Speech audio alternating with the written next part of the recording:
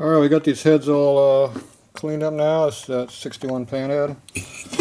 So these are what they look like after they've been all cleaned up and ready to do the work on them now. So anyway, there's the ports, how they cut them.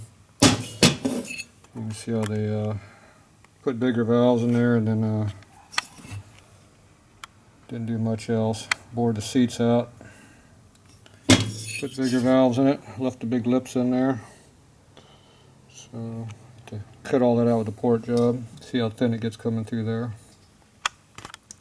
So anyway, here's what they look like all cleaned up. There's the other one here. It's the same. So these are all the parts, the Rockerarms. These were all torn up looking before I blasted them.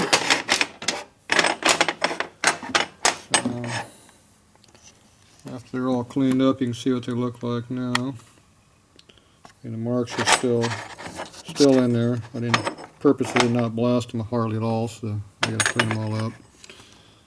So just get all the black junk off of them. So still got to work on these to clean up everything. So play with those next.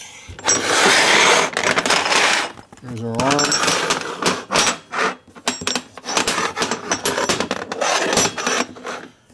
Same deal, I just cleaned them up enough to get the dirt off and burnt oil. Purposely did not do any more than I had to in the cleaning. I'm going to have to polish this surface up to make it look cleaner. Here's the valve tips. Keep getting a damn light there, but you can see how they see how the wear mark is on these from original. I'll regrind these tips to clean them all up. They look pretty nice.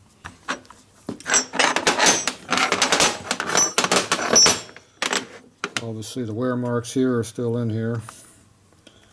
Can see them a little bit better now I got everything cleaned up. So all this stuff is pretty rough through here.